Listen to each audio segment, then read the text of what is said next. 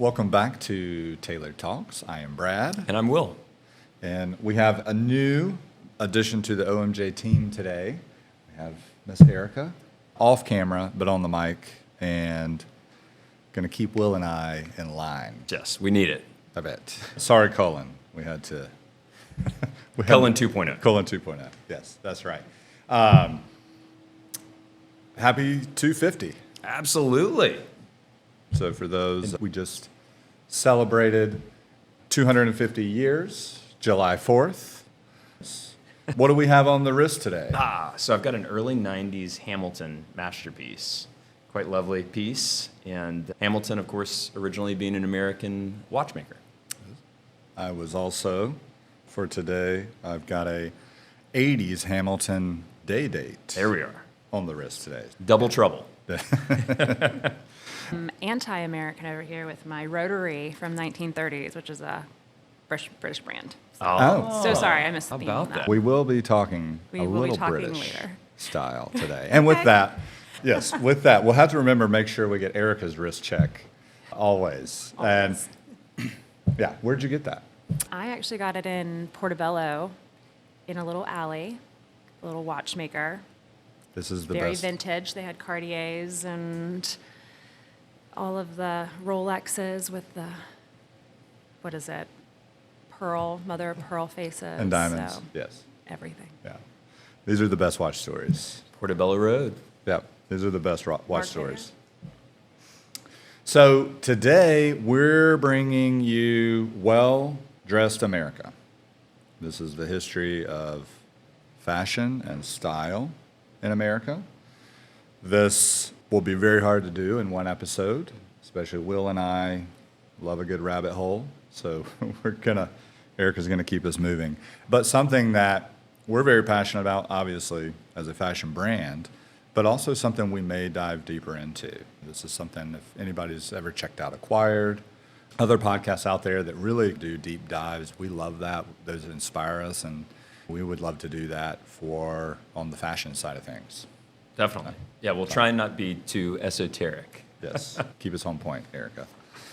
So when we look at 250 years, honestly, it feels like a long time, but it also really doesn't feel like that long at all, especially if you compare it to other countries and things like that. So I know for me, I really had to go back and research.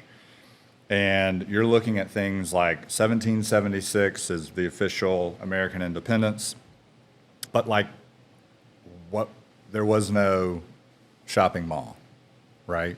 There wasn't that. That's not how you got clothes. So what was fashion like before?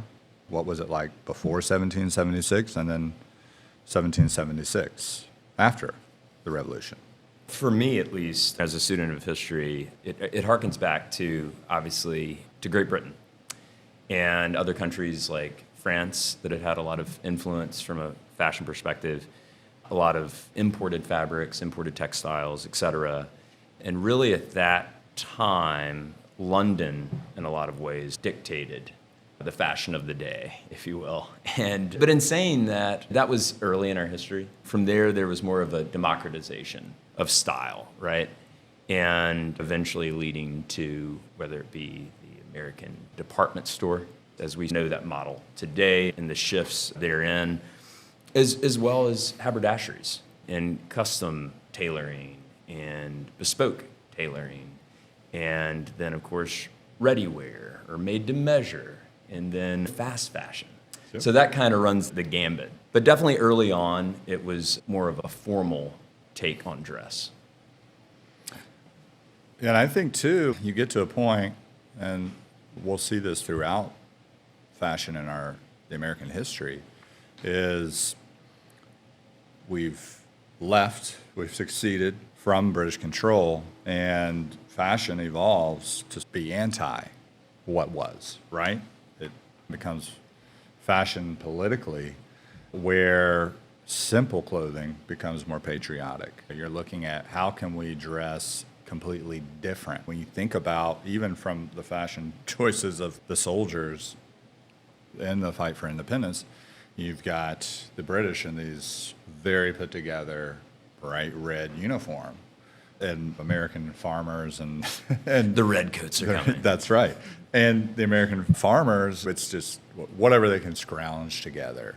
But I found it very interesting. We moved to this sort of homespun movement. Your wife or significant other, or that's how you made your clothes, right? And of course, the ultra elite or privileged or wealthy individuals, they could pay somebody to make those. But for the majority of Americans, it was, hey, these are very practical clothing, and we're hard workers. And that became synonymous with the style. So not luxury, more utility and practicality.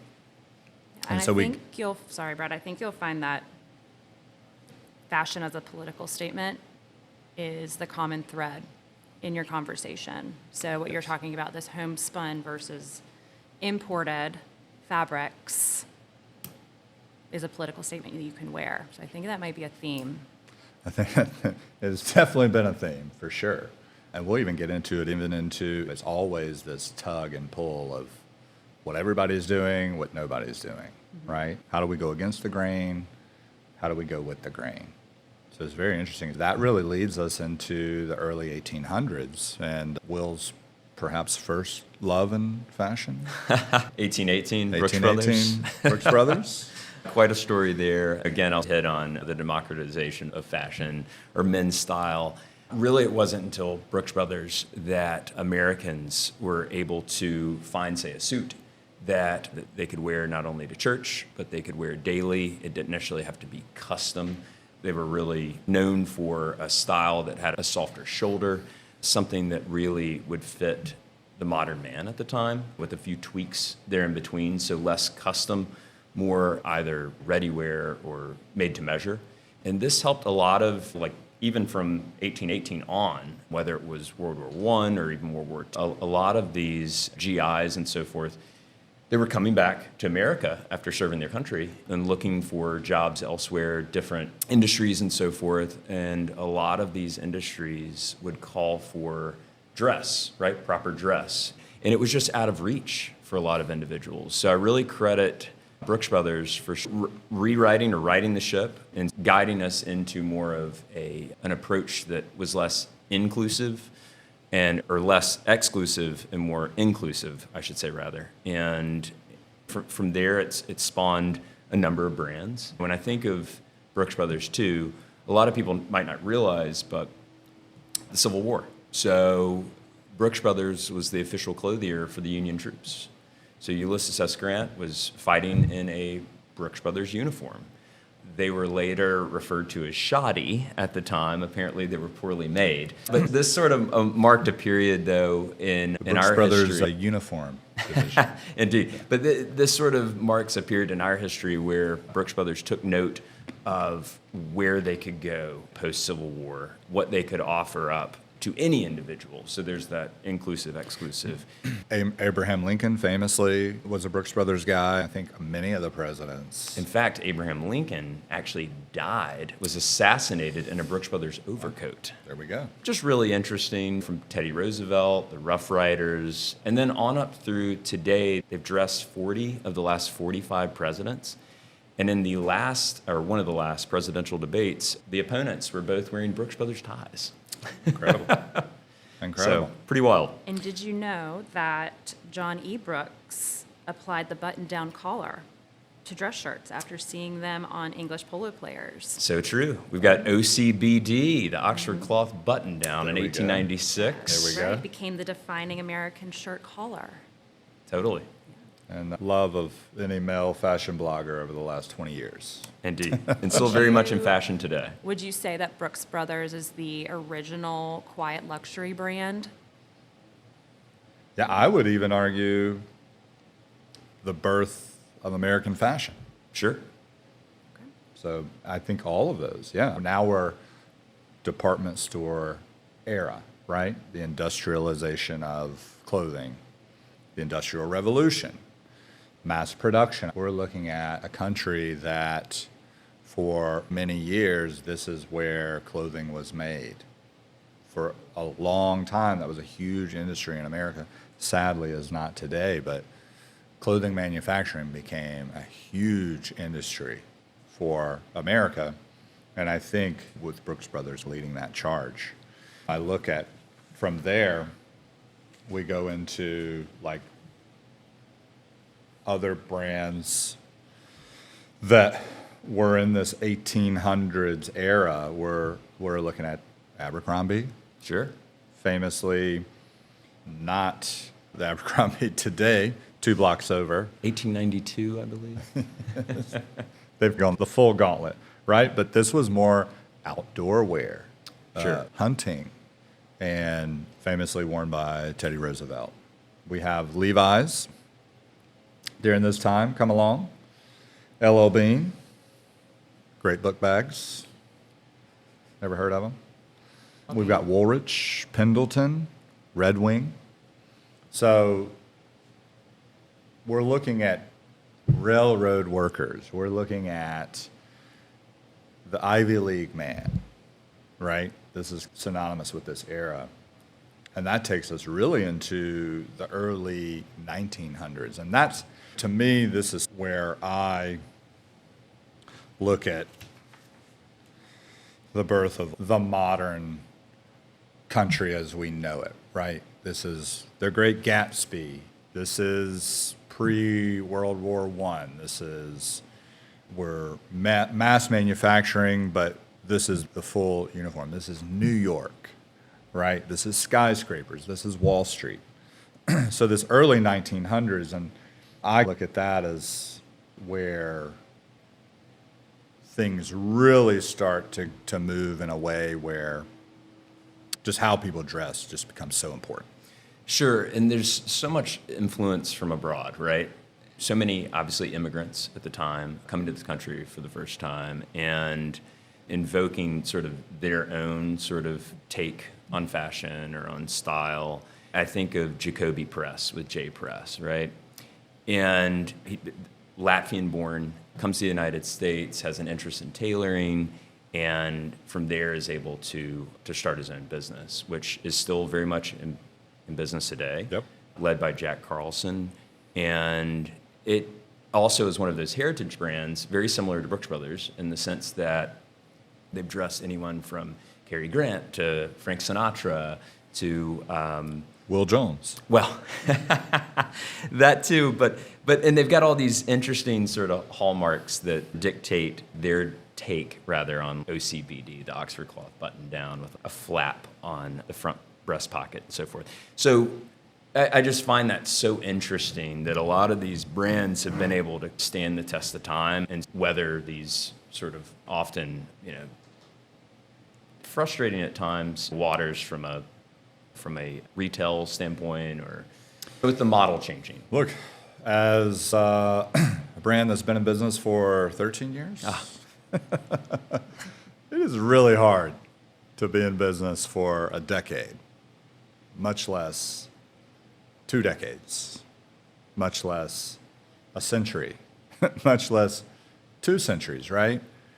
It's really hard. You look at when some of these staple brands of the American fashion were created, and it's pretty incredible that they're still around today, especially when you consider this would have been one of the leading industries at the time, right? Things get bought. Let's say if tech is the super popular industry at the moment, these companies are getting bought and sold, right?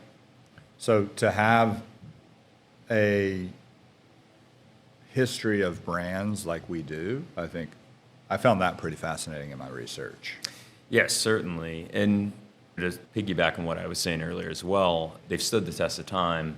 That's not without a lot of difficulties along the way, right? So there have been bankruptcies, there have been a lot of buyouts along the way. You've got private equity. And in saying all of that, though, in so many ways, they've been able to reinvent themselves by going back to their core concepts.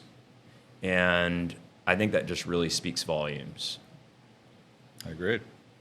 So we're into the 1930s, where I find America finds its identity. This is the birth of Hollywood. Movies are our version of royalty, right? Movie stars, actors are becoming style icons.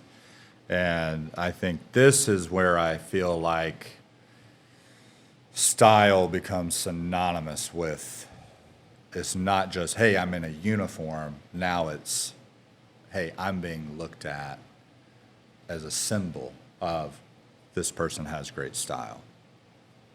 I know this is right up your alley of movie stars. And That era in particular later informed so much of the style that we have today, right? I think of someone like Ralph Lauren, and he was watching a lot of these films from the 30s, be it Cary Grant, a young Cary Grant, or any number of... And especially on the women's side, we often do, from men, Ericka's nodding, we're remembering the women. I'm wearing an OMJ shirt dress. There we go. Incredible. We do make for women. I would even say this is also the time where you're looking at the women's side really being dialed in from a style perspective. Katharine Hepburn. Katharine Hepburn. I think of Bringing Up Baby or Philadelphia Story. Inspiring a whole generation on that side of things, not just with men. Sure. And I think this era is so important, Will's saying, is because now you're inspiring the next generation. And so that brings us into the 60s, 1960s era, and the birth of the American designer. I think that really becomes apparent. We're looking at Will's ultimate love, Ralph Lauren, and Calvin Klein on the women's side, DVF, Diane von Furstenberg. And you're looking at the birth of this designer who they're putting their label in it. So it's no longer a big department store. Now it's brands that are going into department stores. And now we're really dividing from stylish to practical to really getting the individualized fashion. And did you think this is also a pivotal moment in women's fashion with Jackie O? Yes, I'm not a woman, but I would say the ultimate muse for women across America had to be Jackie O. You have somebody who's young, becoming the first lady, and really inspiring, still inspiring generations today. We've got fabrics that we show that literally are inspired by Jackie Kennedy. It's incredible from that standpoint. Yeah. And there's definitely, I think, a shift as well between breaking out of something tailored, breaking out of maybe something a little bit more military from World War I, World War II. We're starting to get into a Vietnam War era. So you have those who are protesting and not wearing suits, more free flow, more loose fabrics and bell bottoms and Back denim. to rebellion. Definite, Yep. again, that thread of rebellion, which I think we've seen this whole time, but I think this is maybe one of the more pivotal moments in our history, Incredibly again, pivotal. of very clear lines. I think fashion is, I think it can tend to, and this is what I think is great about it, right? So we look at fashion one way, everybody has their own take on it. And I think time after time in history, a central theme is imposed, and then before long, that doesn't fit everybody, right? And it shouldn't. And so people get, in some way, maybe tired of it, and they create their own. And that inspires a whole other subculture. And ultimately, this is why you get very circular things, where things going out of style and back in style. And not to sound too old hat, but it's always been interesting to me that when I think of the latter half of the 20th century, we always think in decades. Oh, that was very 80s. Oh, that was very 90s. We don't do that anymore, or at least I don't. It seems like from 2000 on, I don't know. It's as though I think there is a little bit more freedom of expression from a style perspective. You're borrowing from these eras that were really pivotal in our history, whether it be political, whether it be social, whether it be geopolitical, which is just always striking to me. Yeah, I can agree more. And I definitely think it's been interesting watching the women move from more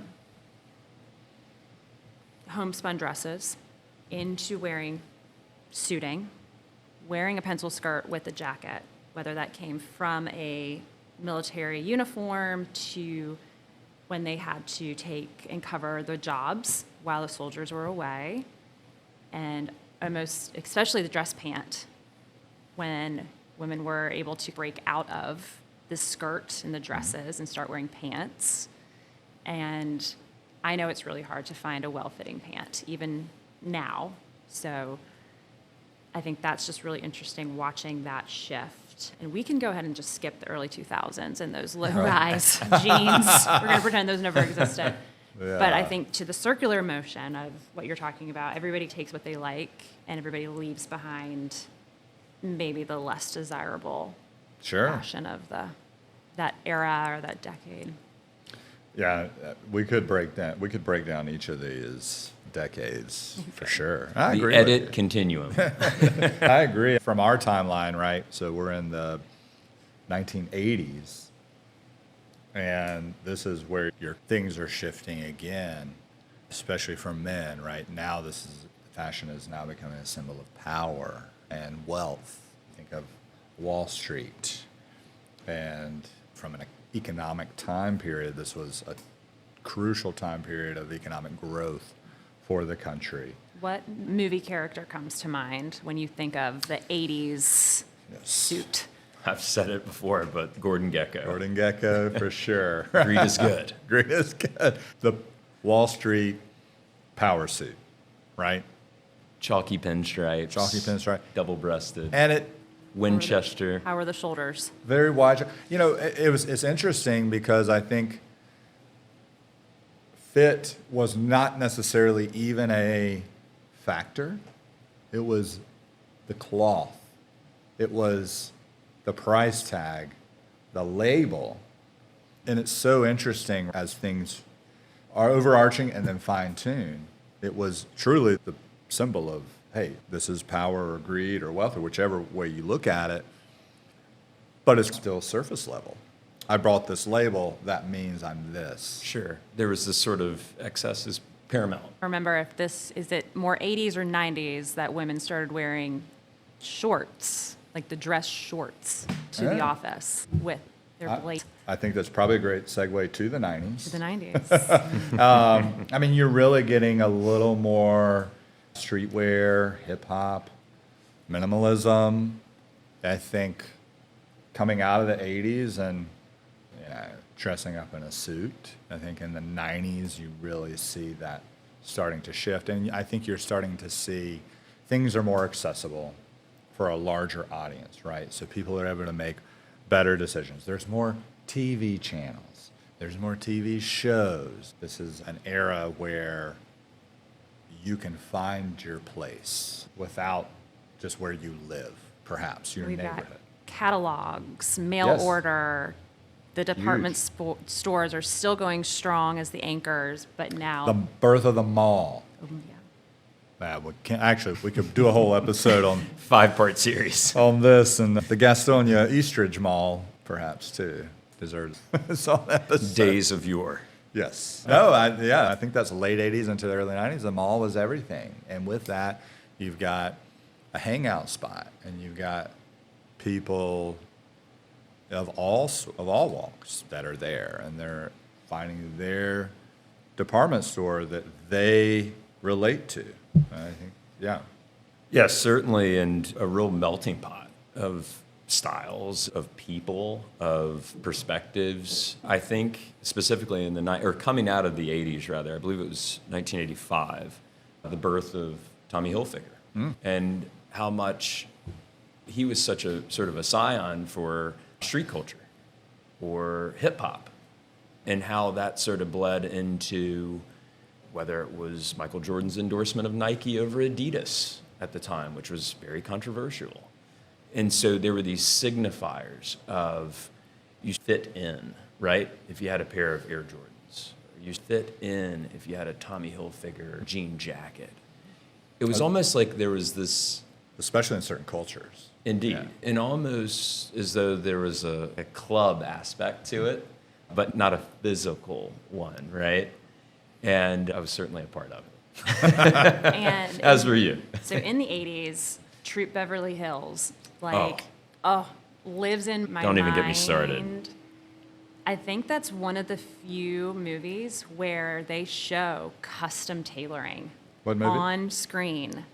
The mom, who becomes the troop leader, has her tailor adjust and fix and come up with new articles for these essentially Girl Scouts. What movie? Troop Beverly Hills. Oh, Troop Beverly Hills. Introduce Yes. your kids to it. Yes. Tonight. Beverly Hills 90210. Oh, That's the next. We're not in the 90s yet.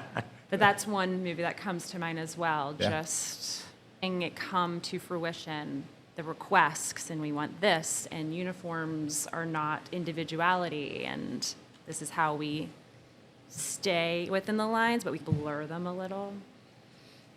I love it. definitely. Great movie. Great movie. I need to watch it. Yes. So we are in the 90s.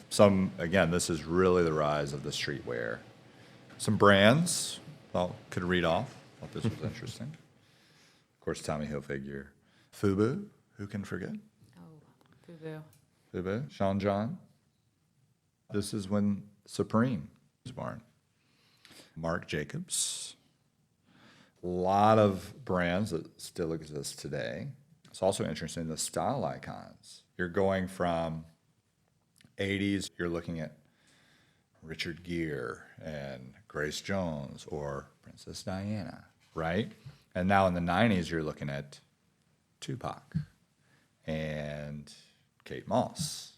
And there's folks who would maybe not fit a traditional style icon mold of the old sort of American fashion, but this new streetwear fashion becoming their own. Yeah. And then there's Cindy Crawford. I was gonna say, and then there's Pretty Woman, where just, Julia Roberts in her skinny dress and Richard Gere in this beautifully tailored suit, walking on Rodeo Drive. Nobody wants to help her. Just And what a great movie for the underdog, right? Yeah. I think that resonated with so many people. That could be me. I could literally be Julia Roberts, and I would walk into these stores, and nobody would help me because I'm not wealthy or I'm not rich. I think that was a real shift. Yeah. yeah, and her fashion, just that red dress, like shifting from maybe what was a powerhouse, the power suit in the 80s, to maybe a more sexy, freeing woman into the 90s. Yeah. Yeah, and to speak on that, I think so much of that came out or was born out of the sexual revolution. And so these slimmer silhouettes or women having a little bit more latitude as far as their own sort of informed personal style, that really came into being, especially in the 90s. And Pretty Woman in particular, one of my all-time favorites. In fact, I own the soundtrack on CD, and I was listening to the physical CD last week. Oh. It's so phenomenal. I am the king of wishful thinking. There we go.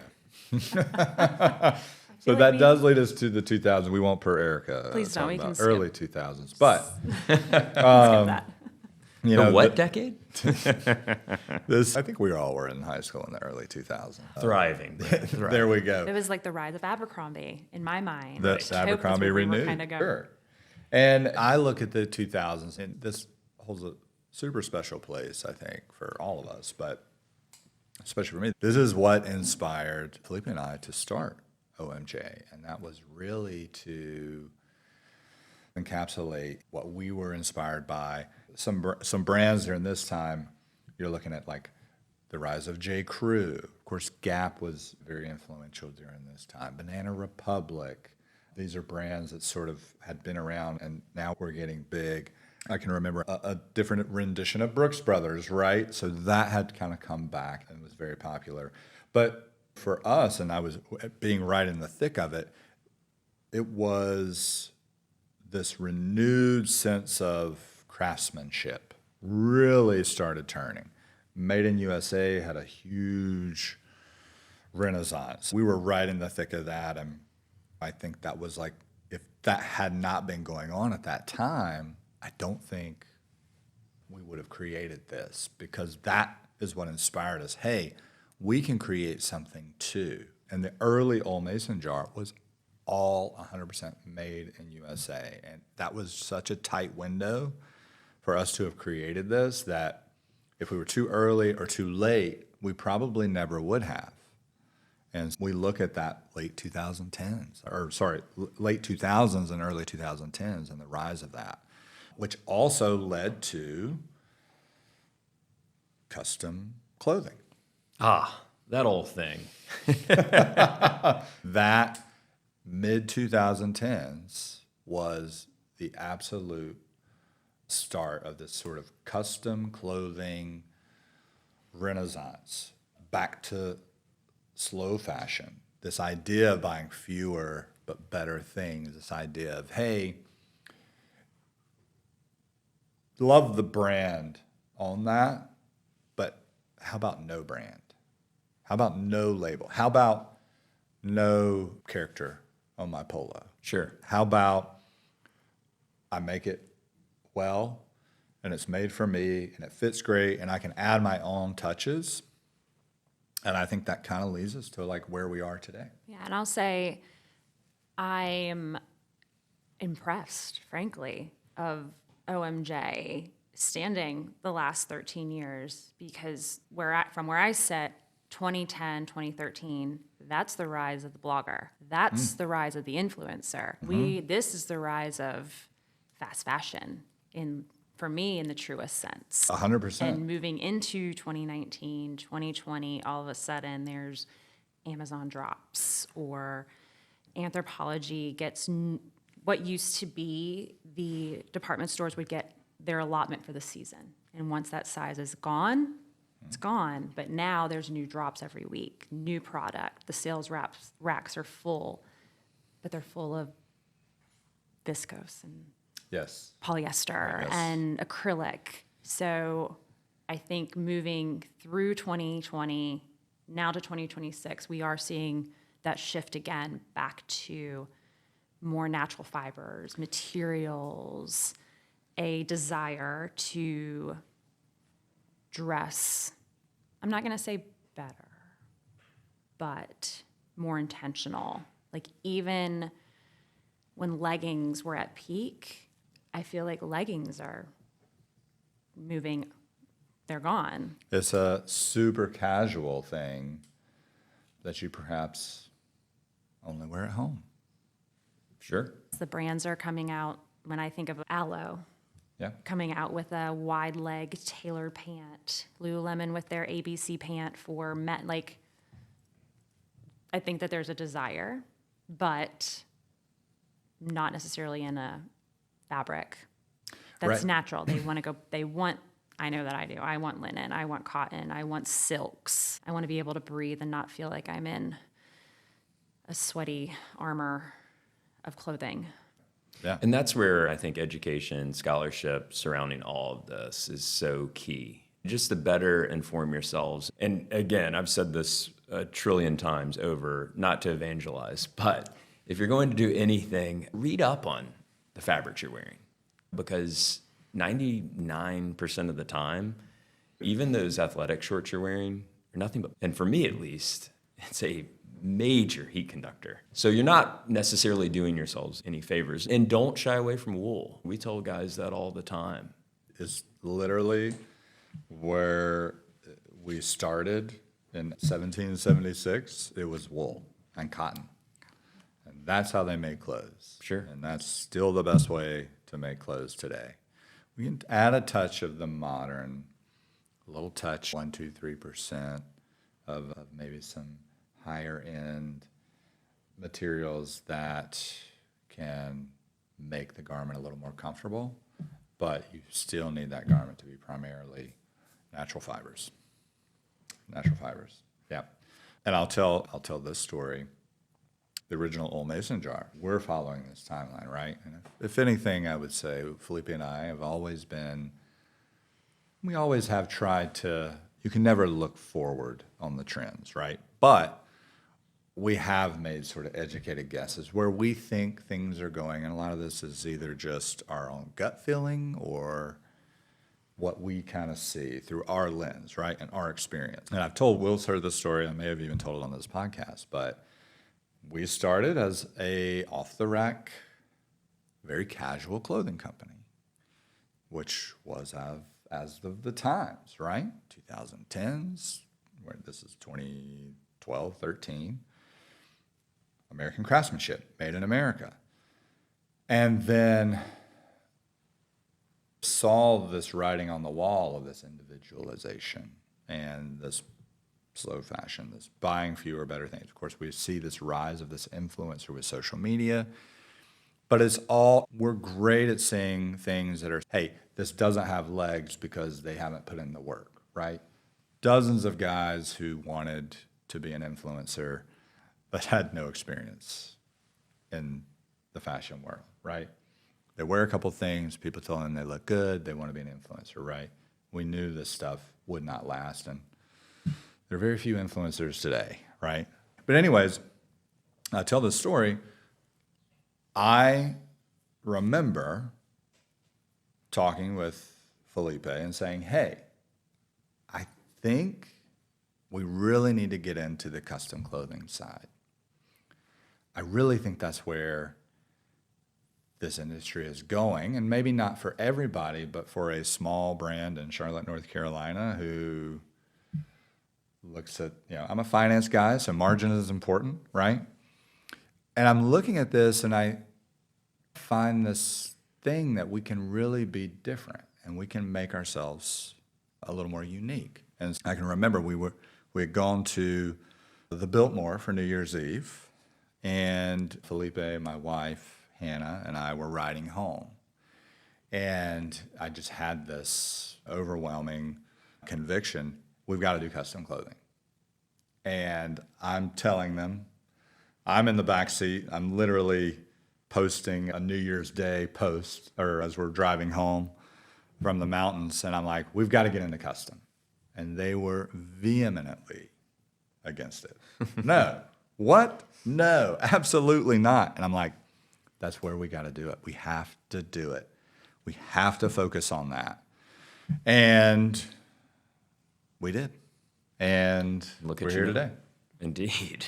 Yeah. Yeah. And today we do over 80 to 100 suits a month. And so we're still a very small shop here in Charlotte, but we carved out our own place in this fashion world. And that's something I'm very proud of. And we don't hold a lot of inventory, which is the ultimate clothing brand killer most of the time. So that brings us to today. I have a couple fun things that I thought we could do. First question, are we entering another golden age of American fashion? I'd like to think so. I want to be as cautiously optimistic as possible, right? But yeah, And golden age being, these are the times when people care the most. I tend to think so. I think that there's more individualism than ever. More brands There than are ever? more brands, there are more resources, there are more sort of colors in the crayon box. I was going to say more self-expression, more acceptable self-expression, and what you wear has always said something about you. Frederick Douglass, suffragettes, in dressing well and dressing in power, but I think we've shifted to a time where that might not be as in a box as it used to be, where you have to wear the suit and tie. Sure. Sorry, Will, I'm calling you out No. as you are, but you look This is great. a Shenton. You look tie, so it fabulous. is a little. Shentung silk? Thank you. But yeah, you have a little bit more flexibility and freedom in what you wear to the office, out with friends, to dinner. but I feel like it's becoming more considerate. Going back to, I'm not seeing as many leggings at the mall as I used to. I am seeing a wider pant leg. We were seeing it at the walk into the stadium by the FL players with, I love the sweater polos. I went and bought my husband too. There we go. Immediately. They're with great. Oh my gosh, is it a Hiracha sandal? Okay. That woven loafer with a really clean pant. Yeah. Like, I feel like there's just this shift, this desire. Nicer casual. Casual. garb. And being in Charlotte, we do have a finance The bro. bar is low. We do have a finance bro uniform. Will, do you know about the finance bro uniform? I do indeed. It's quite homogenous. Let's just call it that. What I find interesting. Working on them one at a time. I have been in the elevator in khakis and a blue button-up with men in khakis and a blue button-up. And it was like, oh. And look, there's a way of doing it. Sure. There's to speak to your earlier point, there can be elements of it. I get that. Look, it has its place. I would just implore those individuals to perhaps take a leap at some point. That you've talked about this before, as far as standing out even within the workplace, and not standing out too much, elevating. And I think we're too quick to judge. Perhaps they just don't know. I think that's a lot of it. They just don't know. One, And so accessibility, costs. There's so many factors into that. there's, and I can say this from a guy perspective, being a busy male in the workforce, there's no time to think about stuff like that. I take somebody, we're in our early 40s, and Will and I Not work me. for Ericka. Not me. For most guys, if you're really business minded, you're not creative minded for the most part. There are exceptions. Left brain, right brain. There are exceptions. There are folks that. Are you trying to tell us something there? This is, I think, just men in general. Men- right? okay. Yeah. Hey, watch it. This is men in general, right? I mean, but I think so. As Some of us are unicorns, Brad. There we go. Yeah. Yeah. But it's hard to be good at your day job and then also care about, are you dressed most effectively, right? So it's more, to Will's point, education. You don't know what you don't know. How many of our friends, we're just like, we kind of just shake our heads. We know they don't know any better. They should know better. They have the means. They have perhaps the connections, especially if we're their friend. So you would think there's no excuse, but there is, because they have life going on. And so I think it is an education piece that slowly we've been able to help with that. But there's still a lot of work left to do, gentlemen. And sometimes I think it just takes us making the decision. Yeah. And not to say we're always right by any means. I love that when a client reaches out and says, hey, I want to try this color. I had that happen 2 weeks ago, and I thought, really? Good for you. Guys are also notorious for procrastinating. We've had our best luck when we're proactive and we're saying, what do you need? So, what do you need? What's coming up? Where are we going? Where are we going? What events you got? Yeah. But also, this would be the OMJ pitch. That's what we do. This is what we do. Pay somebody to do what they do well, do that for you. If you've got the means, if you've got the desire, right? So, Where's your patriotism? Oh, to OMJ. Yeah. Favorite era? Ericka. we know it's not the early 2000s. I love that it's Ericka. Get it? Era. Yeah. You Desperate know- Housewife. I am honestly right now really loving that early J. Crew. Yeah. So I think that's that late 90s, early 2000, late 80s, early 90s. I have the Princess Diana long sweatshirt that she wore with the bike shorts. Yeah. I like going back to, I'm glad that scarves are having a resurgence. I'm so excited. Collars, a button up with jean shorts to Yeah. me I love that. So yeah, I think back to the basics of maybe late 80s, early 90s. I love that. And I think we did, for a minute, we were seeing like the early 2000s, Desperate Housewives, Low Rise was making a bit of a comeback. They were there, Brad. I mean, Thankfully, a little show called Love Story came out, and I think turned the tide. And you've got Carolyn Bessette kind of JFK Jr. holding this off, right? yes, coastal grandma is where I Okay. lean Yeah. in a trend. Yeah. Very back to the natural fibers, airy, breathy. Mr. Jones, what is your favorite era? Ooh, I'm going 1980s. Oh, It just speaks to do me. tell. There's something about that particular decade, having been a child of the 80s, at least for 4 or 5 years-ish. There's just something about it that there's a gravitational pull there for me. It was probably the first time that, say, watching like Back to the Beach from 1987, or watching Wall Street from 1987, or just there's so many wonderful movies, and just from a stylistic perspective, though, there's Giorgio Armani. Obviously, we're talking about American brands and so forth, but the silhouette that he cut, whether it be in American Gigolo, or it, with respect to Pat Riley coaching the Lakers. Oh, all right. That particular era, though, something about it has just always resonated. Yeah. Were I you love an it. Oshkosh Bagosh kid? Oh, that thing. Yes. Yeah. And you, sir? My favorite fashion era, I think this would also coincide with my favorite era of just living in America, although I have no experience with this. 1960s, Don Draper and Co. I feel like, I don't know, I think I was meant to live in the 60s. You have enough modern convenience, right?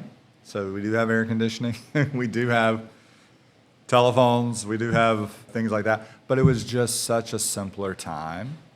And it was a time where, look, guys of all, no matter blue collar, white collar, guys cared about what they wore, and they wore a suit, and they wore a suit to church, and they wore a suit to the grocery store. And I just think it was just a time, it was such a great time where guys cared about what they wore and putting their best foot forward. And I love that. I always giggled in the episodes of Mad Men when Don Draper was mowing the yard in his khakis, Yeah. belt, I love this. short sleeve button up, and loafers. Yeah. I'm like, okay. The American man in the 60s, he cared about those things.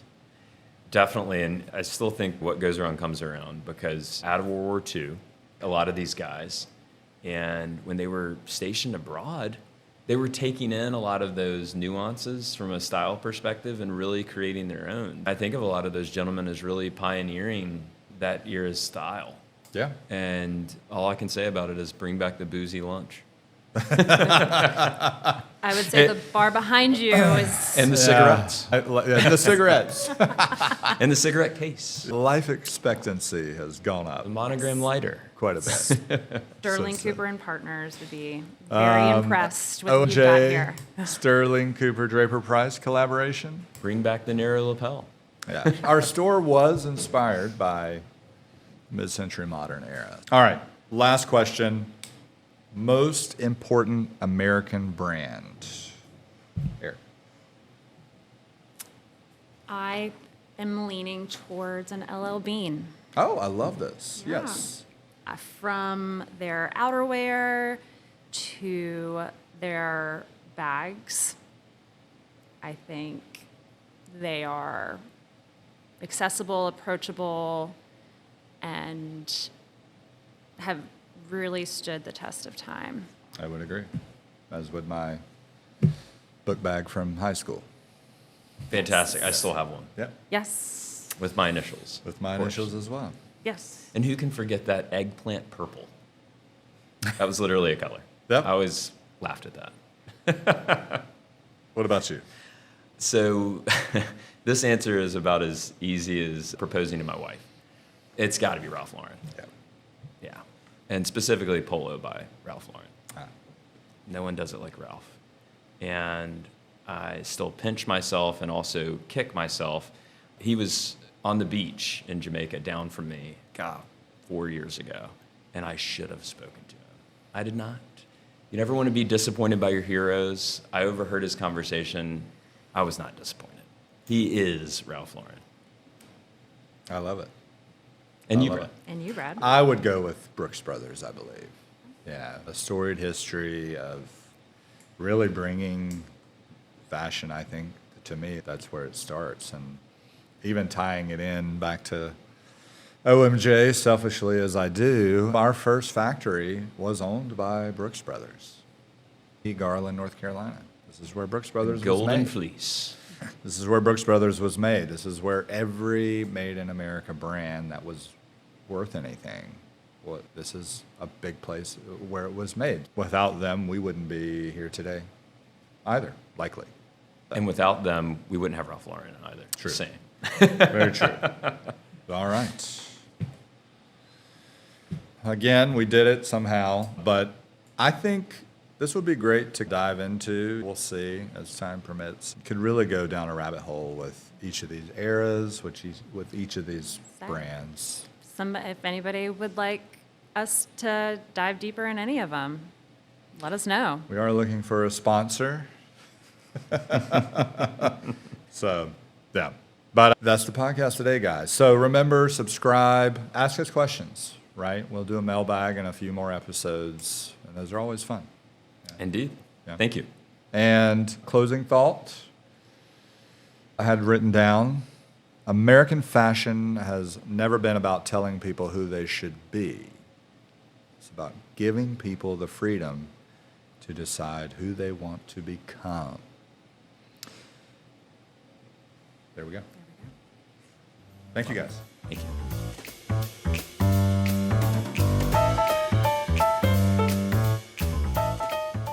So I think one thing we didn't cover, or we should talk about, sweet Lilly Pulitzer. Oh, Lilly Pulitzer. Ooh, Viva La Palm Beach. That's Yes. right. Give me some monkeys or elephants hidden in my pattern. Slim Aarons. I do have a Lilly Pulitzer tie. Yeah. I have some boxer shorts. Yeah. I've had numerous ties by Lilly as well. I love it. And I've saved all of my dresses from college, the sorority years, for Yeah. my daughter. There we go. Exactly. Oh, man, we should do just a whole episode on hats in the Kentucky Derby. There we go. Ah, That's awesome. all right. There you have it. There we have it. Awesome.